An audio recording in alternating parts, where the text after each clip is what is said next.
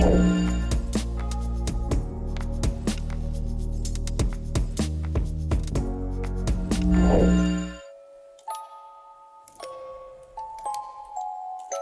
to me.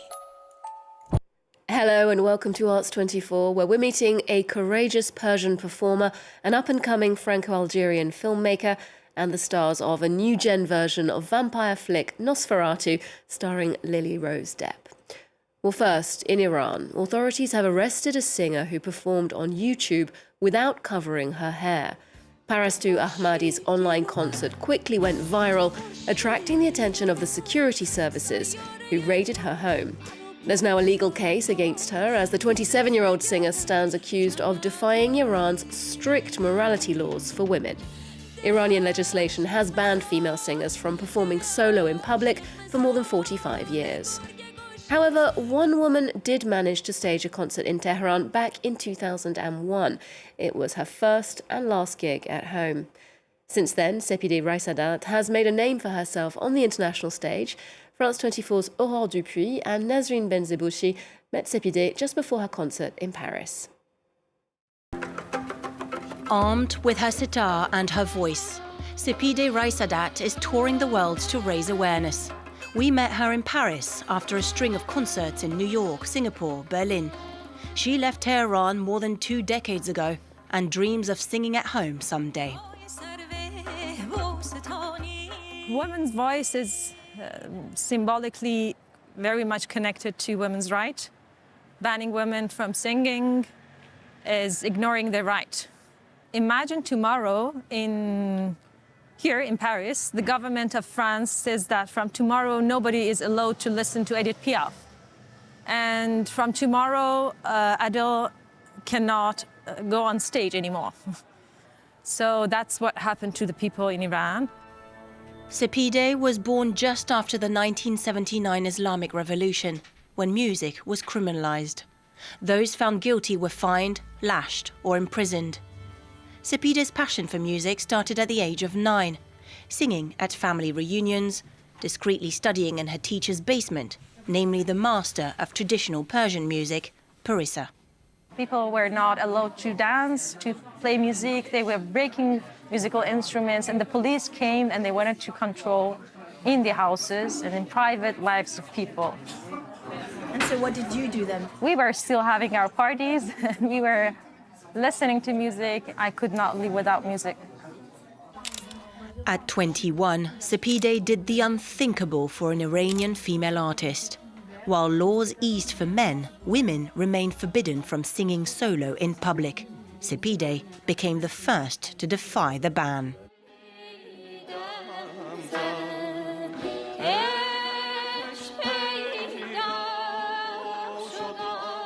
The concert was advertised as singing together and playing together, and that was why before the concert the authorities didn't know that I was the only singer of the concert. Luckily, Iranian authorities didn't prosecute her, but it was her first and last gig in Iran. Sepideh now lives in Germany and sings with an all-male band across the world. Among them, 3 Iranian brothers who support her fight for freedom.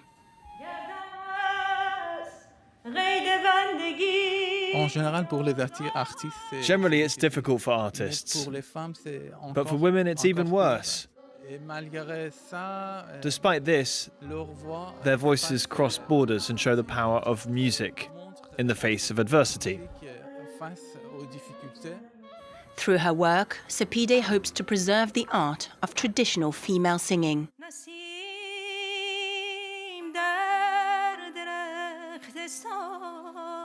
I hope one day we could all appear on stage and sing for the Iranian population with no barriers and no obstacles.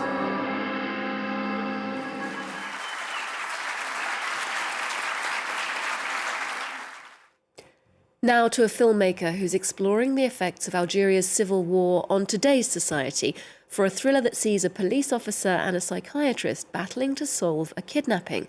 It's Chakib Taleb-Bendiab's first feature film, and our reporter Renaud Lefort went to meet him here in Paris.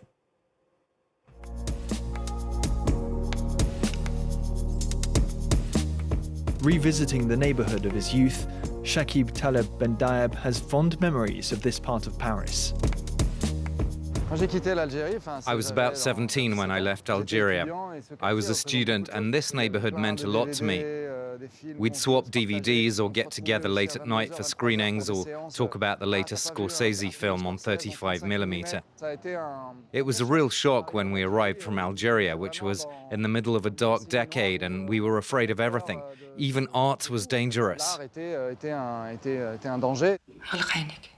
In the Franco-Algerian director's first feature film, Algiers, danger lurks around every corner.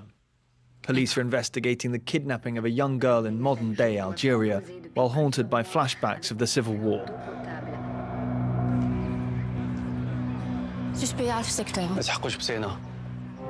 This violent decade from 1992 to 2002 saw security forces clash with Islamist groups, leaving up to 200,000 people killed. There was a lot of crime in that time. Neither the police nor the army dealt with it. There was a wall of silence. No one took responsibility. But now a lot of files have been declassified. I want us to remember these traumatic times.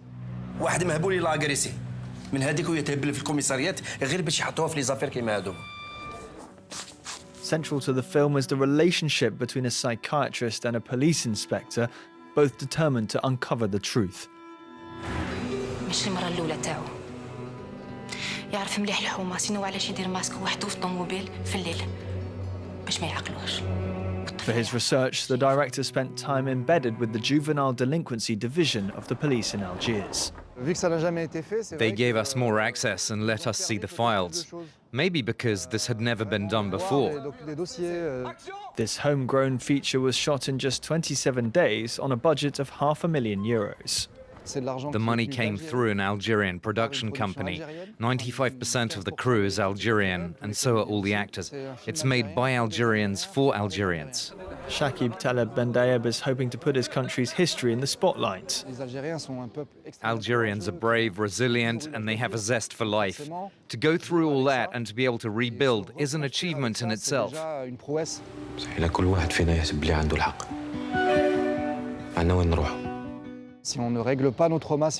If we don't deal with our trauma or exercise our demons, I don't think we can move forward.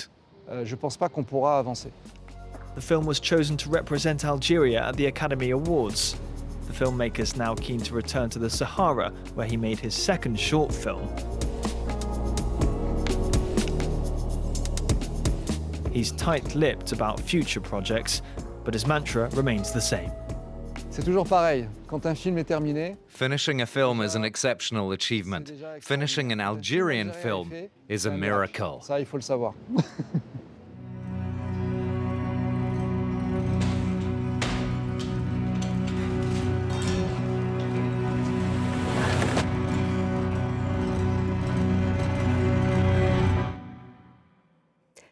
Now to a chilling and stylish horror movie from writer-director Robert Eggers. Nosferatu is his take on the 1922 vampire film of the same title, which in turn drew inspiration from Bram Stoker's novel Dracula. Eggers has returned to the early 19th century setting but shifted the focus to a female lead, the character of Ellen, played by Lily-Rose Depp. Well, the Franco-American actress, who's perfectly bilingual, sat down with Louise Dupont from our French channel to tell us more about taking on this disquieting role.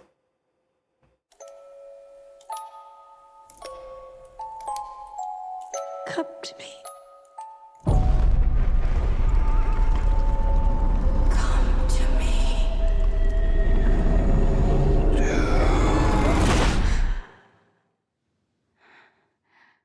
C'est un univers qui m'a toujours fascinée, même petite. Mon frère et moi, on a toujours adoré les films de Dracula, les classiques.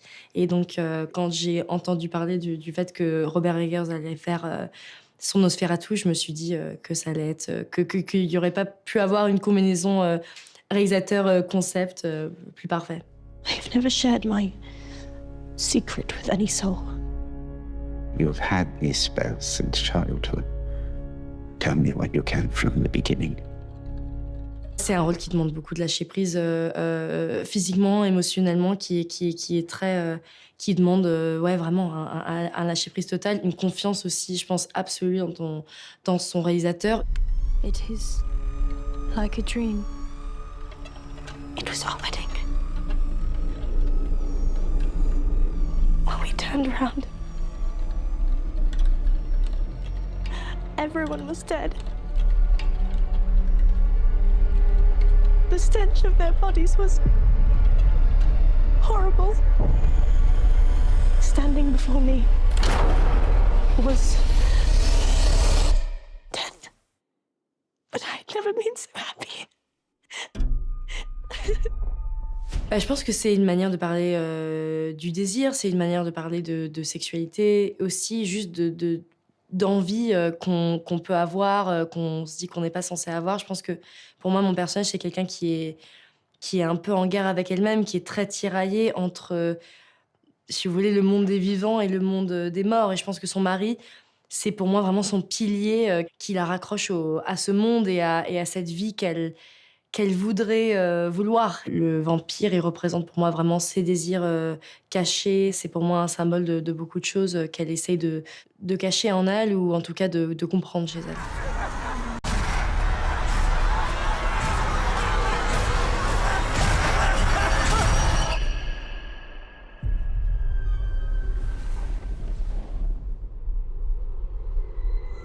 I'm ready.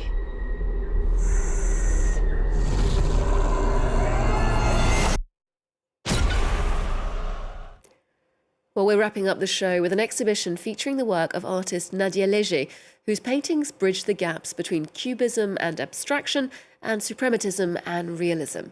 Historically overshadowed by her husband, French artist Fernand Léger, this new show at the Mayol Museum in Paris shines a light on her striking canvases and her avant-garde approach. We'll leave you with a glimpse of that show. Otherwise, do check in with us here next time on Arts 24. There's more news coming up just after this.